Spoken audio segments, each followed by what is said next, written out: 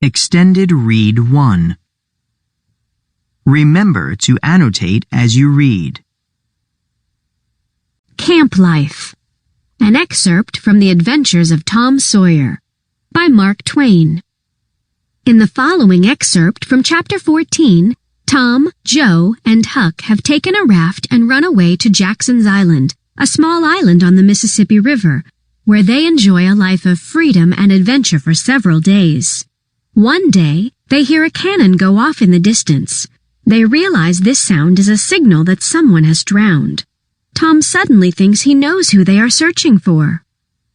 While Joe was slicing bacon for breakfast, Tom and Huck asked him to hold on a minute. They stepped to a promising nook in the riverbank and threw in their lines. Almost immediately they had reward. Joe had not had time to get impatient before they were back again with some handsome bass, a couple of sun perch, and a small catfish. Provisions enough for quite a family. They fried the fish with the bacon and were astonished, for no fish had ever seemed so delicious before. They did not know that the quicker a freshwater fish is on the fire after he is caught, the better he is. And they reflected little upon what a sauce open-air sleeping, open-air exercise, bathing, and a large ingredient of hunger make too. They lay around in the shade after breakfast, and then went off through the woods on an exploring expedition. They tramped over decaying logs, through tangled underbrush, among solemn monarchs of the forest, hung from their crowns to the ground with a drooping regalia of grapevines. Now and then they came upon snug nooks carpeted with grass and jeweled with flowers. They found plenty of things to be delighted with, but nothing to be astonished at. They discovered that the island was about 3 miles long and 1/4 of a mile wide, and that the shore it lay closest to was only separated from it by a narrow channel hardly 200 yards wide. They took a swim about every hour, so it was close upon the middle of the afternoon when they got back to camp. They were too hungry to stop to fish, but they fared sumptuously upon cold ham, and then threw themselves down in the shade to talk. But the talk soon began to drag, and then died. The stillness, the solemnity that brooded in the woods, and the sense of loneliness began to tell upon the spirits of the boys. They fell to thinking. A sort of undefined longing crept upon them. This took dim shape. Presently, it was budding homesickness. Even Finn the Red-Handed was dreaming of his doorsteps and empty hogsheads. But they were all ashamed of their weakness, and none was brave enough to speak his thought. 1. Finn the Red-Handed. Huck's pirate name. For some time now, the boys had been dully conscious of a peculiar sound in the distance, just as one sometimes is of the ticking of a clock, which he takes no distinct note of. But now this mysterious sound became more pronounced and forced a recognition.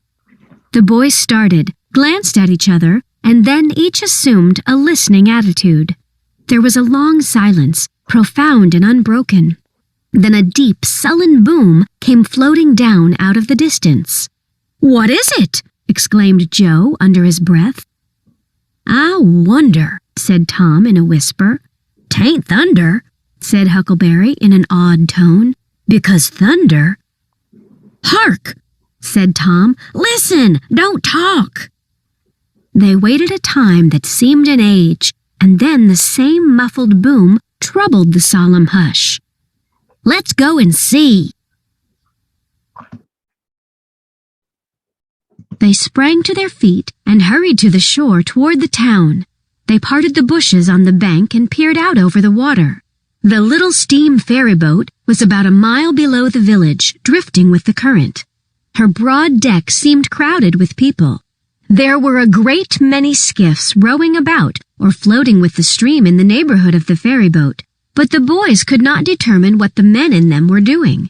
Presently, a great jet of white smoke burst from the ferryboat's side, and as it expanded and rose in a lazy cloud, that same dull throb of sound was borne to the listeners again.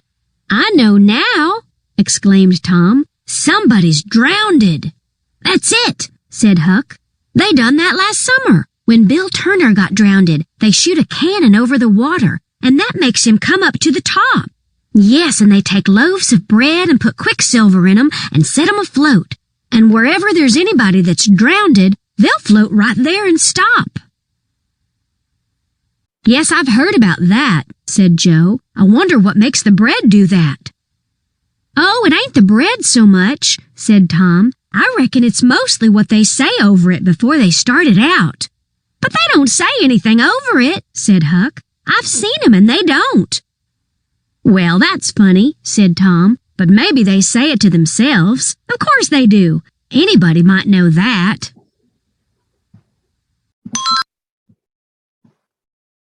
By jings, I wish I was over there now, said Joe. I do too, said Huck. I'd give heaps to know who it is. The boys still listened and watched. Presently, a revealing thought flashed through Tom's mind, and he exclaimed, Boys, I know who's drowned. It's us. They felt like heroes in an instant. Here was a gorgeous triumph. They were missed. They were mourned. Hearts were breaking on their account. Tears were being shed. Accusing memories of unkindness to these poor lost lads were rising up, and availing regrets and remorse were being indulged. And best of all, the departed were the talk of the whole town, and the envy of all the boys as far as this dazzling notoriety was concerned. This was fine. It was worthwhile to be a pirate after all. As twilight drew on, the ferryboat went back to her accustomed business and the skiffs disappeared. The pirates returned to camp. They were jubilant with vanity over their new grandeur and the illustrious trouble they were making. They caught fish, cooked supper, and ate it, and then fell to guessing at what the village was thinking and saying about them. And the pictures they drew of the public distress on their account were gratifying to look upon, from their point of view. But when the shadows of night closed them in, they gradually ceased to talk, and sat gazing into the fire with their minds evidently wandering elsewhere.